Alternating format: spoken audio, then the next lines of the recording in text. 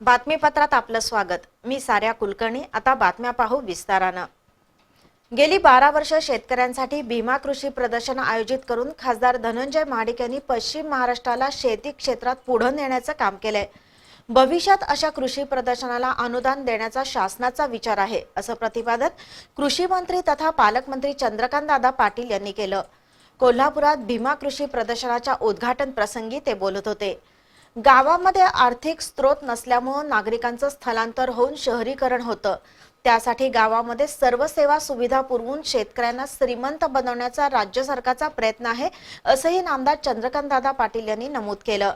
आजपासून सुरू झालेल्या भीमा कृषी प्रदर्शनाला पहिल्याच दिवशी नागरिकांचा आणि शेतकऱ्यांचा उदंड प्रतिसाद मिळाला। पश्चिम महाराष्ट्रातील सर्वात भव्य आणि प्रत्येक वर्षी गर्दीचे नवे उच्चांक निर्माण करणाऱ्या भीमा कृषी प्रदर्शनाचं यंदा 12वं वर्ष आहे। कोल्हापुरातील मेरीवेदर ग्राउंडवर आजपासून हे प्रदर्शन सुरू झालंय। कृषी मंत्री तथा पालकमंत्री चंद्रकांत दादा पाटील यांच्या हस्ते फीत कापून या प्रदर्शनाचं उद्घाटन करण्यात आलं।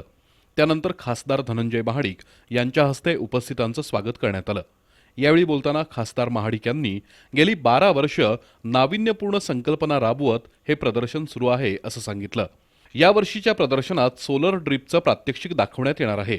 त्याचप्रमाणे प्लास्टिकचा शेतीमधील उपयोग, ऑटोमॅटिक औषध फवारणीसाठी ड्रोनचा वापर करण्याचं प्रात्यक्षिक दाखवण्यात येणार आहे।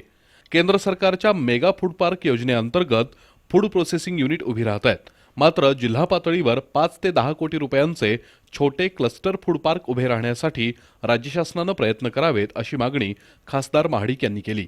शेतकरी समृद्ध झाला तर देश समृद्ध होईल, त्यासाठी शेतकऱ्यांसाठी सरकारनं सढळ हातानं मदत करावी अशी मागणी खासदार महाडिक यांनी केली।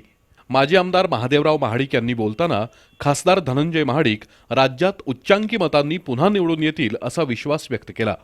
साखर कारखान्यांसमोर सध्या मोठं आर्थिक संकट उभं राहिलंय, त्याकडे शासनानं लक्ष देण्याची गरज आहे असंही महाडिक यांनी सांगितलं।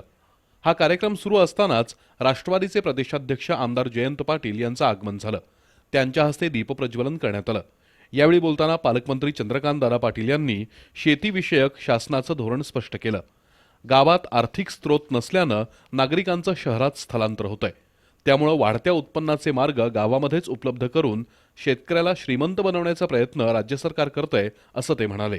आपल्या मुलीनं मनाविरुद्ध लग्न केलं तरीही ती सुखात राहावी अशी आपली इच्छा असते, नेमकी अशीच भावना खासदार महाडिक यांच्याबद्दल आहे अशी मार्मिक आणि मिश्किल टिप्पणी चंद्रकांत दादांनी केली। आमदार जयंत पाटील यांनी बोलताना भव्य दिव्य कृषी प्रदर्शनाचं आयोजन करणारे खासदार धनंजय महाडिक हे देशातले एकमेव खासदार आहेत अशा शब्दात त्यांची प्रशंसा केली। सध्या केंद्र सरकारचा शेतकऱ्यांना चुचकारण्याचा प्रयत्न सुरू आहे, मात्र शेतकऱ्यांसमोर आधारभूत किमतीचा मोठा प्रश्न आहे। आपल्या पक्षाची सत्ता आल्यानंतर शेतकऱ्यांच्या मालाला आधारभूत किंमत देऊ असंही पाटील यांनी सांगितलं। दुसऱ्याची मुलगी आपली समजण्याचा काही लोक प्रयत्न करतायत असा टोलाही आमदार पाटील यांनी लगावला।